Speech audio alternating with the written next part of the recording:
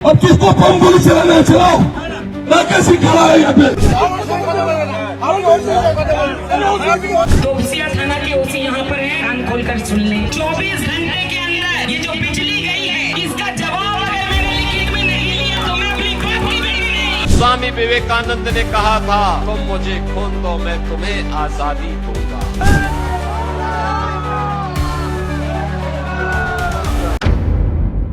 दोस्तों, अब से केवल 48 घंटे बाद पश्चिम बंगाल में पहले चरण के मतदान है, चुनाव है। और पश्चिम बंगाल में इस चुनाव के साथ ही कैसे कुछ घंटों पहले हालात बेकाबू नजर आ रहे हैं, कैसे कुछ घंटों बाद एक के बाद वो वीडियोस निकल कर आ रही हैं जिससे साफ ये झलक रहा है कि भाजपा अब कैसे गुंडागर्दी पर उतर आई है। दोस्तों, सबसे पहले मैं आपको वीडियो दिखाती हूं, ये वीडियो कि जिसमें आप जिस शख्स को देख रहे हैं ना, जो धमकी देते हुए नजर आ रहे हैं, दरअसल इनका नाम है राकेश सिंह।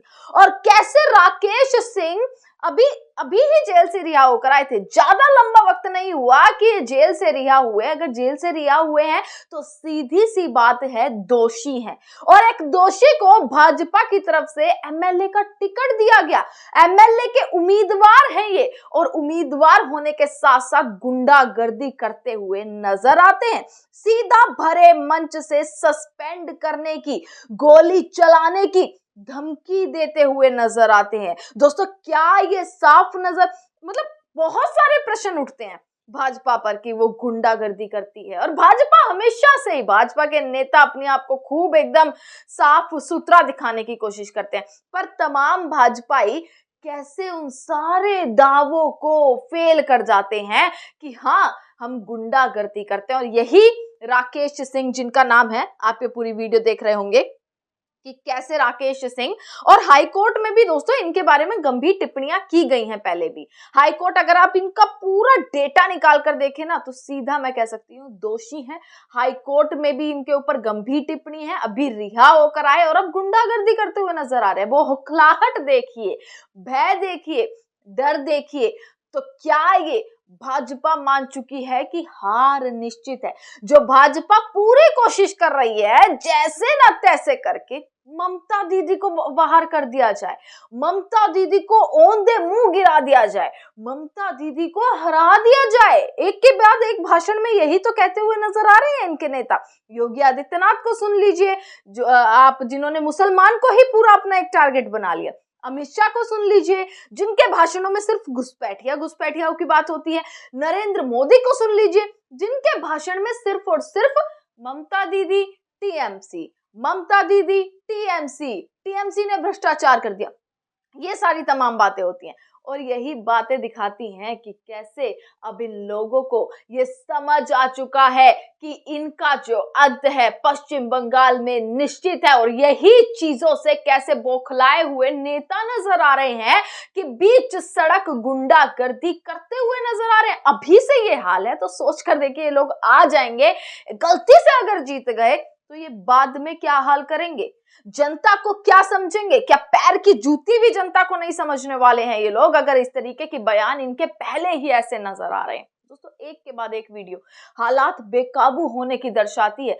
ये हैं हालात बेकाबू, और यही गुंडे हालातों को इस तरीके का कर रहे हैं पश्चिम बंगाल में, जिस पर अब जनता ये सोचेगी अब क्या खेला करने वाले हैं जनता, क्या खेला होने वाला है। दोस्तों, और मैं तमाम वीडियो आपको दिखाती हूँ कि कैसे आपने इनकी बॉडी लैंग्वेज भी देखी, इनकी सारी बातें सुनी। अब आप आ जाइए प्रधानमंत्री नरेंद्र मोदी पर। नरेंद्र मोदी एक के बाद एक रैलियां कर रहे हैं बंगाल में, हर रैली में अलग अलग भाषण। अभी तो फिलहाल झालमुड़ी भी खाने गए, झालमुड़ी का पूरा पोस्टमार्टम ममता बनर्जी ने कर दिया। कैसे झालमुड़ी खाने के पीछे पूरा ढोंग और ड्रामा जो रचा है, उसका पूरा खेल का पर्दाफाश ममता बनर्जी ने सिर्फ चंद मिनटों में कर दिया। और ममता बनर्जी ने बताया कि 10 रुपए की झालमुड़ी वो खा रहे हैं। अधिकारियों को लगा दिया गया कि भाई झालमुड़ी बनाने में कैमरा को ऐसा सेट कर दिया गया, पूरा ड्रामा रचा गया। और एक वीडियो तो दोस्तों वो भी निकल कर आई, अभी मैं ट्वीट भी ये पढ़ रही थी कि कैसे जिस दुकान पर झालमुड़ी खाई उस दुकानदार का बयान आया, विक्रम नाम का दुकानदार, जिसका ये बयान आया कि मोदी जी आए, मतलब मोदी जी को ही एक्सपोज कर दिया सीधा सीधा कि नरेंद्र मोदी आए तो उसे भी लग रहा था भाई अब तो ग्राहक आएंगे, अब जो है लोग आने वाले हैं उसकी दुकान पे, पर उसने साफ कहा कि सिर्फ मीडिया आ रही है, ग्राहक नहीं आ रहे। यानी सीधी बात, नरेंद्र मोदी जिस दुकान पर झालमुड़ी खाने गए उस दुकानदार का धंधा चौपट हो गया।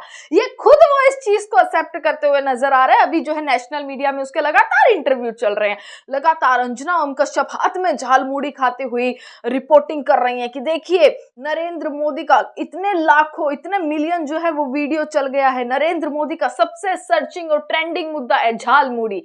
मतलब एक देश के प्रधानमंत्री के लिए सारे मुद्दे अलग। मणिपुर कहाँ है? नहीं है। इस देश के प्रधानमंत्री के लिए सबसे बड़ी बात तो यही हो जाती है दोस्तों, क्या मणिपुर मोदी जी के लिए भारत में ही है या फिर कहीं और चला गया?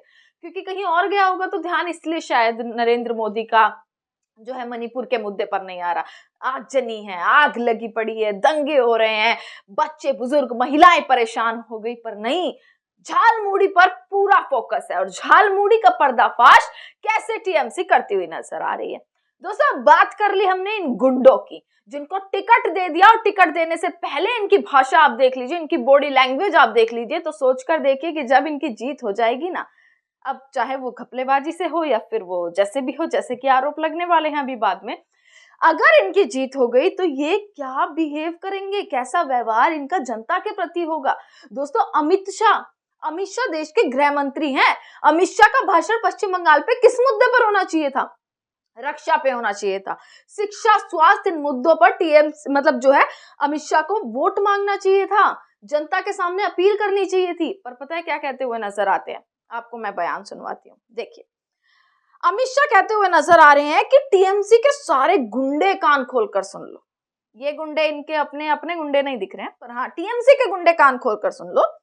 5 तारीख के बाद किसी नागरिक को परेशान किया तो उल्टा करके सीधा करने का काम करेंगे। किसकी भाषा है ये देश के गृह मंत्री की भाषा है। ये सोचकर देखिए कि देश का गृह मंत्री इस तरीके की चीजें कहता हुआ नजर आ रहा है कि उल्टा करके सीधा करने का काम करेंगे। पर इनके मंत्रियों को ये जो अभी से ही 2 घंटे में सस्पेंड करने का जो चक्कर चला रहे हैं ना, गोली चलाने तक की बात जो कर रहे हैं, ना ही ये गुंडे हैं, ना ही ये उल्टे हैं, ना ही इन्होंने कोई पाप किया, ना ही ये दोषी हैं, कुछ नहीं है। क्यों? क्योंकि बीजेपी में है, और ममता बनर्जी तो पहले ही बीजेपी को वॉशिंग मशीन कह चुकी हैं। यहाँ पर आके तो इनके पाप धुल चुके हैं। पर हाँ, टीएमसी के गुंडों को सीधा करने की बात इस देश के गृह मंत्री बोल रहे हैं। भाषा देखिएगा, प्रधानमंत्री कहते हैं सरेंडर कर दो, आत्मसमर्पण कर दो अभी टीएमसी वालों, वरना 4 तारीख के बाद जो हाल होगा ना, तुम्हारी एक एक फाइल खुलने वाली है। वाह! पर इनकी फाइल नहीं खुलेगी। राकेश सिंह जैसे गुंडों की फाइल नहीं खुलने वाली है। दोस्तों आप इसी के साथ ये देखिएगा, आगे बोलते हैं कि अगर अपनी खैर चाहते हो, देश के गृह मंत्री की भाषा, अगर अपनी खैर चाहते हो तो 23 को पहाड़ वालों को हाथ मत लगाना, वरना 5 तारीख के बाद जेल की सलाखों के पीछे होंगे। ये अमित शाह की भाषा है। अब चलिए ठीक है, एक तरफ अमित शाह है, दूसरी तरफ मोदी जी हैं, तीसरी तरफ योगी आदित्यनाथ, सबसे बड़े ज्ञानी। और ज्ञानी कैसे? क्योंकि बयान दे रहे थे, रैली में अभी भाषण दे रहे थे, और भाषण देते देते कुछ ऐसा बोल गए, बोलते हैं कि भाई स्वामी विवेकानंद ने कहा था तुम मुझे खून दो मैं तुम्हें आजादी दूंगा। योगी जी के अनुसार, बीजेपी के अनुसार, एक सिटिंग सीएम के अनुसार, तुम मुझे खून दो मैं तुम्हें आजादी दूंगा, ये नारा दिया था स्वामी विवेकानंद ने। अब आप मुझे कमेंट सेक्शन में बताइए कि योगी जी को आप क्या कहना चाहेंगे।